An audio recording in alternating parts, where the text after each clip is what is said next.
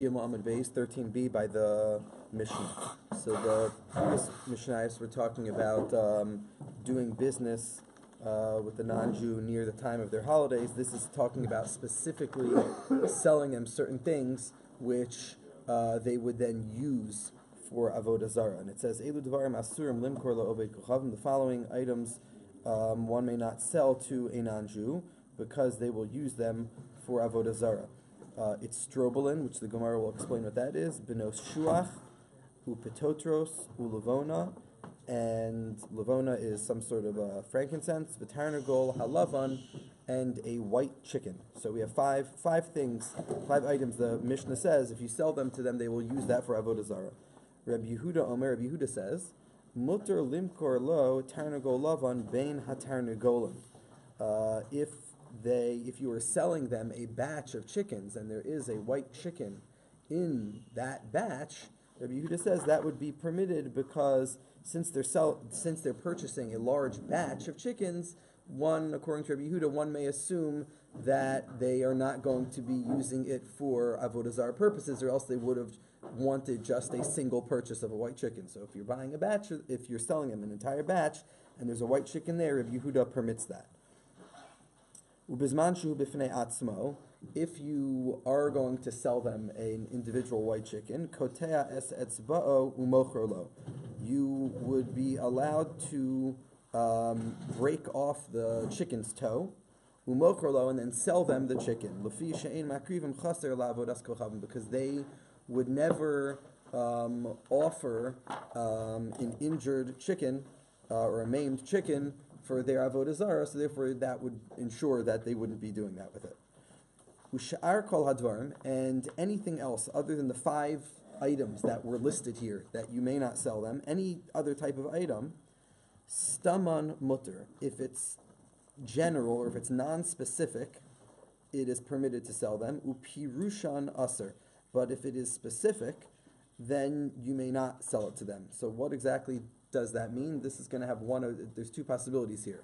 It either means in general, meaning if they don't specify what they're looking for, you may be allowed to sell them something, even though there's a chance it might go to avodah zarah. It might mean that. Upirushan, but if they specify a certain item which is likely to go to avodah zarah, you can't sell that to them. Or it may possibly mean that the difference between specific and non-specific might be whether they specify why they want the item. So the Gemara is going to discuss that. Does specific, non-specific mean they're specifying the item that they want, or they're specifying the reason that they want it? Meaning, I would like this thing to do avodah zarah with it, versus just asking to buy something and not telling us why. Rabbi Meir concludes the Mishnah and says, Af dekel tav, a good type of palm tree, the chatzav, the Gemara will explain what that is. The niklas, asur limkor lo'oved kochavim. Another 3 specific items Rabbi Meir mentions one may not sell to a non-Jew. So the Gemara begins and explains the Mishnah at the top of Yud Daled Amud Aleph. It says, "My strobolin." What is the first item that the Mishnah prohibits selling to a non-Jew? Tornisa.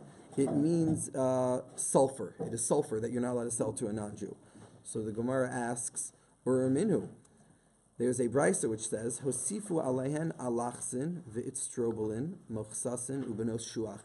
These 4 items listed in the brisa were added to a list of many other items which fall under the category of being things which are usher during Shemitah, items which one cannot do business with during Shemitah, and the laws of Shemitah apply to many other items, and then Hosifu alei, and they added these 4 other items. One of those items is it's strobolin, which the Gemara just explained as meaning to be sulfur.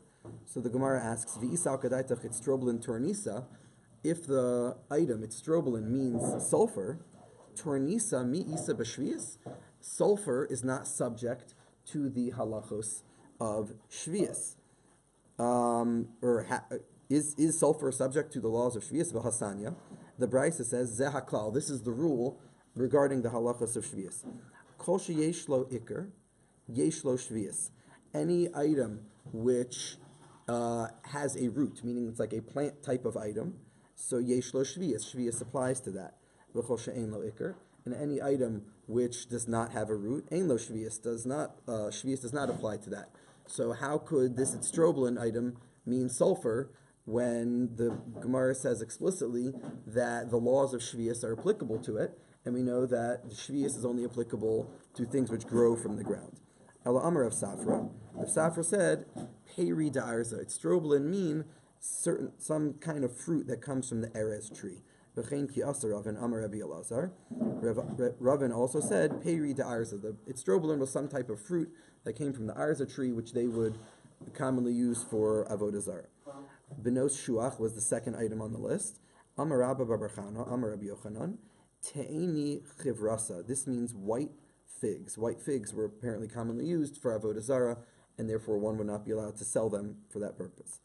Upetotros. What is the third item on the list? Petotros.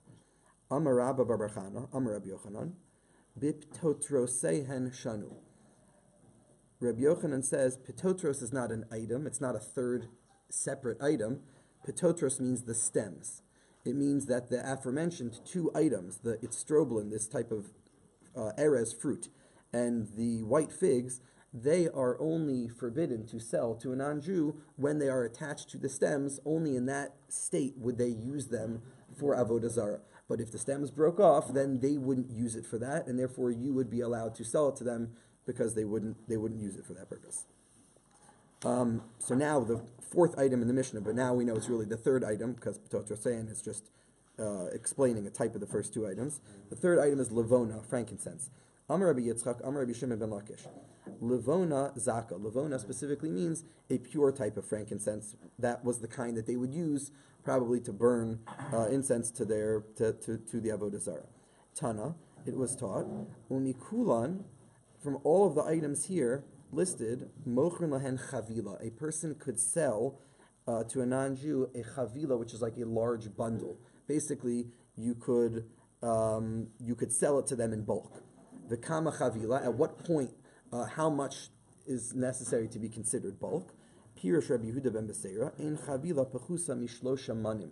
Anything less than 3 maneh, which was a certain volume measurement, that would not be considered bulk. But anything beyond that is large enough that you could sell it to them, because if they're buying it in such bulk, again, we don't assume that they're going to be using it for Avodah Zarah purposes. The assumption at that point is they're using it just to buy and sell. They're using it for business. So the Gemara asks, if I sell it to them in bulk, that maybe should be a problem, because it's true that person is not buying it to use for worship, but they may then go ahead and sell it to someone else who's going to use it for worship, and that should be a problem because I'm facilitating them doing the Avodah Zarah. So the Gemara says, Amar Abaye. Abaye says an important rule. It says, Alifnei mifakdinon. Alifnei delifnei lo mifakdinon, which means we know there is a prohibition in the Torah, lifnei iver lo sitein michshol, that I can't cause someone to transgress an Avera, and that extends even I can't cause a non-Jew to transgress, which is why I can't sell them these things, leading them to do Avodah Zarah. So Abaye says an important rule, which is that one is only forbidden to directly cause a non-Jew to sin. But if you're going to begin a chain of events, you're going to cause one person to do something, which is then going to lead to the next person doing something, and that person's going to lead the non-Jew to sin, that is permitted. So it's called lifnei delifnei. It's like you're double removed. So what the reason is for this? Why should this be true? So there are two possibilities, which leads into many practical differences. I'll just give you what the possibilities are without the differences. What would be the logic behind this? So some people believe that the logic is that once you're not directly causing them to sin, so you're so far removed, as you're saying, it's very unlikely that the Avera will come to fruition. And since it's so unlikely, it's not our responsibility to be concerned with things that are so unlikely. That's one possibility. The second possibility is that the Torah itself, that Hashem is just saying, Hashem made this rule, which is that you can't directly cause someone to sin. But if you are, as long as you're 2 steps removed, Hashem just said that's acceptable. So what's the difference between those two explanations? The difference would be, if I'm 2 steps removed and I know for a fact that person number 2 down the line is going to do the sin, so am I allowed to get involved there? So if the reason is that it's permitted is because it's very unlikely that it will come to fruition, well then I would be allowed. Then in that case I wouldn't be allowed to if I know for certain that this aver will take place. If the reason I'm allowed to get involved is because God says that you're only not allowed to get involved when it's direct, but as long as you're 2 steps removed, so that's just like a technicality in the law that once you're 2 steps removed, everything is okay, then it doesn't matter what's going to happen down the line. God is saying this is acceptable. So depending on which way you go, that is going to have different outcomes, and that is discussed in the Shulchan Aruch in different scenarios. V'tarnagol lavan. The 4th example is a white chicken. Amar Rabbi Yonah, Amar Rabbi Zara, Amar Rabbi Zvid, V'ikad Damasni, Amar Rabbi Yonah, Amar Rabbi Zera. Rabbi Yonah said, Tarnagol lami mutter limkor lo tarnagol lavan. If a non-Jew comes around asking, does anyone here have a chicken for sale? So if they're just asking in general like that, it would be permitted to sell them a white chicken because they're not asking specifically for it, which means that we assume they're not hung up on it being a white chicken, and therefore their agenda is not to go use it for Avoda Zara. They just want a chicken. Tarnagol lavan lami, but if they ask specifically, does anyone here have a white chicken? Then asur limkor lo tarnagol lavan, one would not be permitted to sell them the white chicken. So the Gemara is now going to quote our Mishnah, and we're going to see if this premise holds true. The premise is that Rabbi Yonah is saying, as long as they don't specify the type of chicken that they want, I can sell them a white chicken, because if they're not specifying, then we can assume they're not going to use it for Avodah Zara. So we'll see if that works in the Mishnah. Tanan, the Mishnah said, Rabbi Yehuda Omer, Rabbi Yehuda in the Mishnah said, Mocher hu lo tarnagol lavan beina tarnagolim.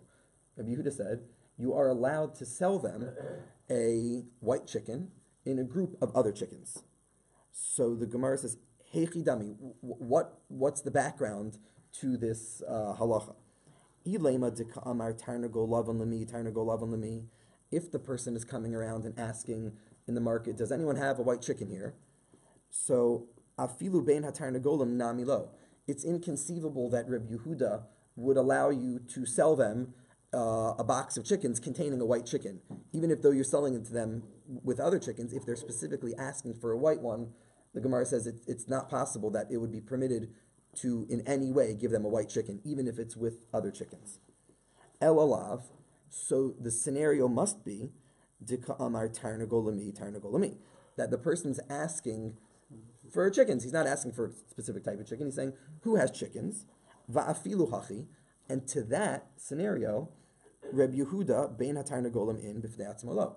Rabbi Yehuda there says that if I sell it to them in bulk with the other chickens, then that's acceptable.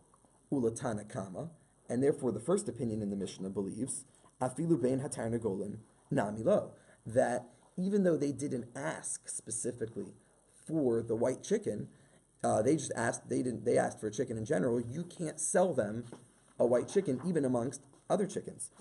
So the Gemara is saying, we just said a moment ago, Rabbi Yonah made a statement. Rabbi Yonah said that as long as the item wasn't specified, so then it's acceptable. So the Gemara says, you see from the Mishnah that that's not true, because you see in the Mishnah, the Tanakama says that you can't sell them a bunch of chickens containing a white chicken, even when they just asked for chickens. They didn't ask for a white chicken, they didn't specify, and you still cannot sell them the item which is going to be used for Avodah Zara.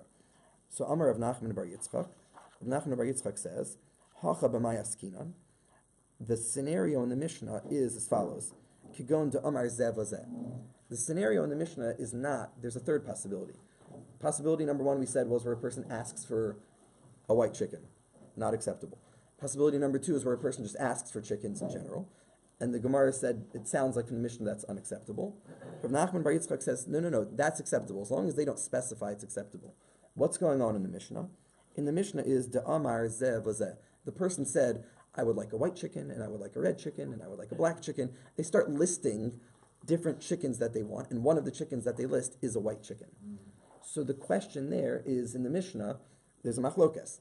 Rabbi Yehuda, the Tanakama says, we can't sell to this person. They specifically listed amongst the items that they want a white chicken, and therefore even though they're asking for a red chicken and a black chicken and other things as well, if they had listed a white chicken, we must be concerned that they're going to go ahead and use this for Avodah Zarah. While Rabbi Yehuda says that black chickens apparently and red chickens were not used for Avodah Zarah, so if they're asking for those as well, and that they're buying it in a package, we can assume the white chicken they want also is not for Avodah Zarah, or else they would have just purchased the white chicken. And that's the machlokas in the Mishnah.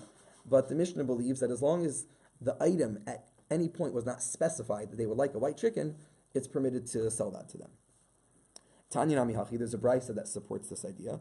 It says, Amar Rabbi Yehuda. Rabbi Yehuda said, Eimasai, when was it prohibited to sell to them? Bizman she'amar tarnagol zeh lavan. When they specify, I would like a white chicken. Avolim amar zeh v'zeh. However, if they start listing off different types of chickens that they want, mutter, that would be permitted. Now the Gemara just goes off into a side comment and it says, Va'afilu amar tarnagol zeh. Even if the non-Jew would specify that they want a white chicken, Oved kochavim sha'asa mishta livno, if they would be making a wedding feast for their child, o shehayalo chola b'soch beso, or a member of their family was ill, then mutter, it would be permitted to sell them even when they specify that they want a white chicken. Why is that? So Rashi says, because when they're making a wedding feast, apparently the white chicken was, very elegant. So they would be using it for that purpose. And if there was somebody ill, apparently the form, some people would use would be specific to get a white chicken to use for some sort of cure. So as the point is that as long as there was some specific reason that we could attribute their asking for a white chicken to, so then we could attribute it to that, and that would be acceptable. The Gemara asks, V'hatanan, but we had last week in the Mishnah, it said, Oved kochavim sha'asa mishta livno, that when a non-Jew is making a wedding feast for their child, eino aser ela oso hayom v'oso ha'ish bovad, that one cannot engage in business with them on that day because we're afraid that they're going to then go ahead and praise their idol for the positive business that was done. So the Gemara says, Oso hayom v'oso ha'ish miya'aser. You see that the person who is making the wedding feast is likely to engage in some sort of Avoda Zara. So maybe by that same token, we should prohibit selling them a white chicken, because they might take the white chicken and then maybe they're not really using it for the wedding. Maybe they're using it to be Oved Avoda Zara because they're excited about the wedding of their child. And the same for the Chola as well. Maybe there would be some other reason as well. So Amar Rav Yitzchak bar Rav Misharshia. Rav Yitzchak bar Misharshia says, Bitavzig. What we're talking about when we say that it's mutter to sell to them, we're not talking about a wedding feast, because when it comes to a wedding feast, there is a significant concern that they will go worship. But we're talking about more just like a social, Rashi says, a party that friends would make with each other. Sounds like a social party, like a get-together, which wasn't as serious as a wedding. There was less of a concern there for Avodah Zarah when that party would be made, and if they would be asking for a white chicken for that kind of party, it would be acceptable. Okay, Tanan. We're now going to bring our Mishnah again, and we're going to see if this premise holds true. Again, the premise we're working with is that we got off onto a little tangent, but if they don't specify the kind of item that they want, it is mutter to sell them. Something which otherwise might be prohibited. So, example, a white chicken is not acceptable to sell them. They're going to use it for Avodah Zarah. But if they don't specify that they're using it for that, if they just say they want a chicken, the premise at this point the Gemara says is that that's acceptable. So the Gemara is going to bring the Mishnah and see if that's true. Tanan. It says in the Mishnah, Ushar kol hadvarim, any other type of item in the Mishnah, it said any other item other than the four that we listed, the fruits and the figs and the white chicken and the frankincense, anything else, staman mutter. In general, if they're not specific about it, it's mutter to sell to them. Hu pirushan aser. But if they specify it, then you could not sell it to them. So the Gemara asks, "My stamanu my pirushan." What does this mean to be specific and not specific? Ilema stama dika amarchiti chivrasa. If non-specific stam means the person asked for white wheat, let's say white wheat was not one of the items in the Mishnah. So if they asked for white wheat, and then it would be okay to sell to them upirushan, and when they specified amar la avoda zara. When they specified, they said, I would actually like the white wheat so that I can go worship avoda zara. So the top of Yudal Beis, the Gemara says, Lo staman tzricha lamemar din zavninan. It would be obvious that when they're not specific that you're allowed to sell it to them. V'lo pirushan tzricha lamemar. And it would be obvious that when they specify they're going to use it for avoda zara, it's obvious there as well that you cannot sell it to them. So when it comes to what is the definition of being specific and not, it can't be whether they specify the reason why they want the item. Because if they specify why they want it, then it's obvious that if they don't tell us they need it for avoda zara, it's okay. And if they do tell us it's for avoda zara, then it's a problem. Ela staman, rather, stam, when they're not specific about it, what does that mean? De ka'amar chiti. They don't tell us the specific type of item that they want. They just say, we would like some wheat. Even though maybe white wheat was sometimes used for avoda zara, they say we would like wheat. And therefore the Mishnah would be saying you're allowed to sell them white wheat. Even though it was maybe used for avoda zara, they didn't ask for it. It's okay. Pirushan de ka'amar, when they're specific, it means they're saying chivrasa. They specify, we would like white wheat. So the Gemara says, michlal, the implication here is, the tarnagol, that when it comes to one of the items listed in the Mishnah, afilu staman namila, that even if they just in general ask for the item, you can't, even if in general they ask for a chicken, you can't give them the specific item which is prohibited, meaning the white chicken. What's going on here is like this. The Mishnah says there are two categories. There are, category one are the 5 or 4 items which one cannot sell a non-Jew under any circumstances, it sounds like. And category 2 says other types of items, like random general items. Shar kol hadvarim. These other types of items, as long as they don't ask for the item specifically, you can sell it to them. If they ask for the specific type of item, which maybe will be used for avodah zarah, you can't sell it to them. So the Gemara says, you see, that the Mishnah is saying that as long as the item is not the item that they're getting to use for avodah zarah, as long as they don't specify that they want that specific item, the Mishnah says that it's acceptable. The Mishnah says that's only acceptable when it comes to class B, all the other types of general items. But when you're dealing with class A, the 4 specific items, which are always used for avodah zarah, it says it's clear that even if they don't specify, you're not allowed to sell it to them. So the Gemara says, Amre, the answer was suggested, La'olam staman dika'amar chiti chivrasa. When it says in general that they don't specify what they're looking for, it means they just say we're looking for some white wheat, and they're not telling us the reason they want it. Pirushan, when they are asking, when they're specific, dika'amar la'avodas kochavim. That means they're asking for it, and they're saying we are going to go worship avodah zarah. So the Gemara asked earlier, the Gemara said, well, that's obvious. If they tell us they want it for avodah zarah, obviously we can't sell it to them. So why would that be what the scenario is? So the Gemara says, upirushan itzrichalei. There is a chiddush here. The chiddush is salka daita chamina. One may have thought, Hai gavra lav la'avodas kochavim kabay. The person who's asking for this white wheat, and he says, I would like white wheat to go do avodah zarah with. There may be a reason to believe he's not really using it for avodah zarah. Well, then why on earth would he be saying that? He's a very big avodah zarah fan, right? He's an avodah zarah fanatic. The savar, and what's he thinking? Ki hechi dehahu gavra avik be. Just as I am such an avodah zarah fanatic, kule al minami aviku. Many people are also very excited about avodah zarah. Eimahachi, and if I tell the seller that I'm using this for avodah zarah, eimahachi, I will tell him this. Kihechi delitvuli, I will tell him this so that he'll give me a discount on it. Because if he thinks I'm part of the avodah zarah club, he'll like me and he'll give it to me for cheaper, but not because he's actually using it for avodah zarah. So Kamash Malan, the Mishnah is telling us that even though this might be a thought process behind a potential buyer, we can't assume that to the extent that if they say they're using it for avodah zarah, we would not be allowed to sell them even some other type of item, not one of the 4 items in the Mishnah. Rashi asked a question. Tarnagol lavan katu alami. Mahulim korlo tarnagol lavan shalom.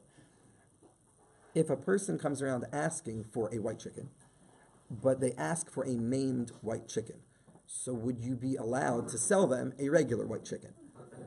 Mi amrinan, would we say, mi amar katua lav la'avodas kochavim kaboy? The fact that they're asking for a maimed chicken shows us that their interest today is not for doing avodah zara. So you can sell them a regular white chicken, there's no concern. O dilma, or perhaps, irume kamarim. Maybe they are, irume means maybe they're deceiving us. Maybe they're playing a trick on us. So maybe they're just saying that to get us to think that they don't want to do avodah zara, but they really are. Im tim tzilomar, and if we would believe that hai irume de kamarim, if it would be true that we have to suspect that a person asking for a maimed chicken is doing it just to deceive us, tarnagol lavan lami, tarnagol lavan lami. What would be if he asks for a white chicken, v'yavu le shachor v'shakal, and you turn around in your bucket and you say, I don't have any white chickens, but here's a black chicken, and he says, okay, and he gives you the money and he buys it. And then v'yavu le adom, and you say, I still don't have, I can't find any white ones, but here's a red one. Would you like that? And he buys that from you as well. V'shakal, and he takes it. Then mahu limkor lo lavan. At that point, would it be permitted then to sell him a white chicken? Mi amrinan, would we say kivan diyavu shachar v'shakil adom v'shakil lav la'avodas kochavim kabai? Maybe we could say that because he actually laid out the money, he didn't just ask for something different. He actually paid for 2 chickens, which are not avodah zara related. So then you see that he's not interested in doing avodah zara. O dilma, or perhaps even here, irume kamar, maybe the whole thing is part of a plan that he's trying to get it. Teku, the Gemara is not sure how we would deal in that case. Because he knows you're not going to sell him the white chicken. Right, so maybe he'll go to the nth degree just to try to get it. So that's the question. Do we suspect that? We're not sure. The final comment in the Mishnah was Rabbi Meir, and Rabbi Meir said you can't sell them for another 4 different items. So Amalei Rav Chisda Lavimi. Rav Chisda said to Avimi, Gemiri, we know da avodas kochavim da Avraham Avinu dalid mea pirkan havyan. The Masechta of Avodah Zara, whatever that means exactly, that Avraham Avinu had was 400 chapters long. So presumably it means that the Va'anan Chamisha Tanan. And our Masechta of Avodah Zara that we're learning in Daf Yomi is only 5 chapters. So presumably he means that the Avodah Zara was so intricate and extensive in the times of Avraham Avinu that in order to cover all the details and all the laws of it, it would have required a much larger book than the one that we have. And by the time it got to the Gemara, Avodah Zara had been kind of watered down to a certain extent. And still, V'lo yadin and my kamrina, meaning we only have 5 chapters of Avodah Zara. It's much less, and still there are things that we don't understand about it. So Avini said to Rav Chisda, "Umay kasha." So what exactly are you troubled with? What's the problem that you have? Tikatani. So Rav Chisda said, the Mishnah says, Rabbi Meir Omer Av Dekel Tav. You can't sell them a good quality palm tree, Chatzav and Niklas. Asur Limkor Le'ov Dekochavim. So he said, Dekel Tav Hu Delom Zavnina.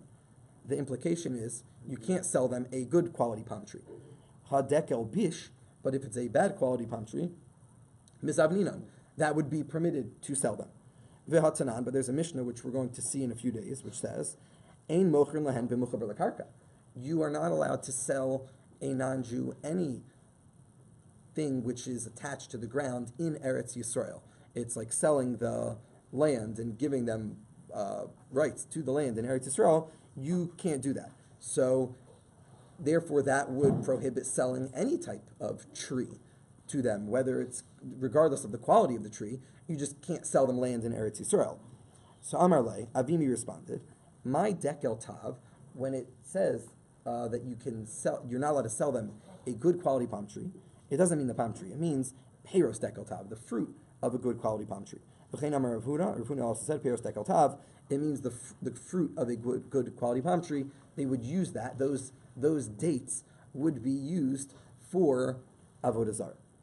Chatzav. What is chatzav? The second item listed by Rabbi Meir. It's kashba. It's also a type of another variety of date, which would be used for avodah zarah. The third item is niklas. What is that? Ki also Rav Dimi. Rav Dimi said, Amar Rav Chama bar Yosef, koryati. It's koryati. So, which is some sort of fruit. So Amar le Abai le Rav Dimi. Abai said to Rav Dimi, Tinan niklas. The Mishnah says you can't sell a non-Jew a niklas. V'lo yadinan mahu, and we had no idea what on earth that was. Ve'at amrit, and now you arrived in Bavel, and you tell us it means koryati. V'lo yadinan, and we still have no idea what it is. So my Hanaslan, how have you helped us in understanding the Mishnah? So Amar le, Rav Dimi said to him, Ahani lechu, I have helped you. T'chi azlos hasam, because if you would ever go back to Eretz Yisrael, Amrit luhu niklas, and you would ask somebody for a niklas, v'lo yadi, and they don't know what you're talking about. Amrit luhu, you can try to then ask them for a koryati, v'yadi, and then they will know what you're talking about. V'kamach lulach, and they would then present it to you. Should I start the next Mishnah? Okay, I'll start the next Mishnah. The next Mishnah says, Malkum shanagu limkor behema daka lo avdei kochavim. In areas where the custom was to sell smaller domesticated type of animals like sheep and goats to non-Jews, mochrin, one would be permitted to sell it to them. Makom shanagu shelo limkor. However, if you lived in an area where the custom was not to sell to them these items, ein mochrin, you could not sell them this kind of animal. Uvechol makom, and regardless of what the minhag is, ein mochrin lahem behema gasa. You would not be allowed to sell them a large animal like a cow or a bull or something like that. A golem, really behema gasa really here means an animal used for work. So therefore it lists as well a golem usiachim, meaning young calves, or siachim would be like a young donkey, which would also be used for burden. Shleimin ushavurin, whether they are healthy, ushavurin, or whether they have a broken limb. Rabbi Yehuda matir b'shavura. Rabbi Yehuda says it is permitted to sell them an animal which has a broken limb. Ben Beseira matir b'sos. Ben Beseira says it would be permitted to sell them a horse. So what's the reason for this Mishnah? This does not have to do with them using it for Avoda Zara like the prior Mishnah. The Gemara says, the Gemara is going to explain what it's for. Lamemra di isura leka minhaga hu diika. It sounds like the reason that selling a small animal, like a sheep or a goat, to a non-Jew is dependent on the custom of the locale. But it's not isura leka. There's no prohibition in selling it to them. It just depends on what the local custom is. So heicha denahig aser, where it is, where the custom is not to do it, nahug, they have that custom. Heicha denahig heter, nahug, and where the custom is to sell it to them, you may. Or minhu. The Gemara poses a contradiction to this. It says later on, ein ma'amidin behema b'punta kos shel ovdei kochavim b'nei shechashudin al haraviyah, that in those days, at a certain point apparently, they suspected that if you left the animal alone with the non-Jew, the non-Jew would engage in illicit behavior with the animal. So it said that you couldn't leave your animal alone with the non-Jew, for the non-Jew to watch. You couldn't leave it in the stable for the non-Jew to watch it, because we were afraid of what the non-Jew would do to the animal. So, and that's based on the idea of lifnei iver, that they are not allowed to engage in that type of illicit behavior. It's one of the Sheva Mitzvos B'nai Noach. So you can't bring that about. That would be lifnei iver lo sitein michshol. So the Gemara says, it sounds like giving animals to non-Jews that were suspect they're going to do something wrong with them. So that sounds like it's based on an actual isser in the Torah, lifnei iver. It's not like a custom, whether you can or can't do it. I mean, if the Torah says lifnei iver lo sitein michshol, you're simply not allowed to leave an animal with them if there really is that fear. So Amarav, Rav says, makom shehitiru limkor, hitiru liached. Makom she'asru liached, asru limkor. Rav believes that really there is no overarching suspect that they're going to engage in that type of behavior. And it just means that Mishnah that says you can't leave an animal, what that means, in a specific area where they are suspect for that, you can't leave it with them. But if there would be areas where they're not suspect of that, it would be acceptable to leave the animal with them, and as well to sell them the animal. I'll just begin 2 lines here, and then we'll stop. Rabbi Lazar says, Af b'makom she'asru liyachid, even in an area where you can't leave the animal with them, mutter limkor. Rabbi Eliezer says that leaving the animal is different than selling the animal to them. My taima, why? Ovid kochavim chasal behemto shlo te'akar. Rabbi Eliezer says, in his view, that they were suspect on engaging in improper behavior with the animal. So why then are you sometimes allowed to leave an animal with them? So he says that they would not do that to an animal that belonged to them, because apparently it was not healthy for the animal when the people would do that. So he says it would make the animal sterile. So he says that if you left them one of your animals, then they would be suspect to engage in that behavior because they have nothing to lose.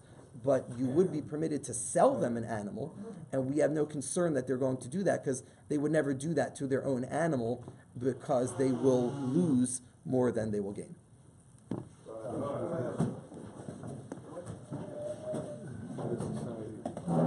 What is society? Man's best friend. So we love.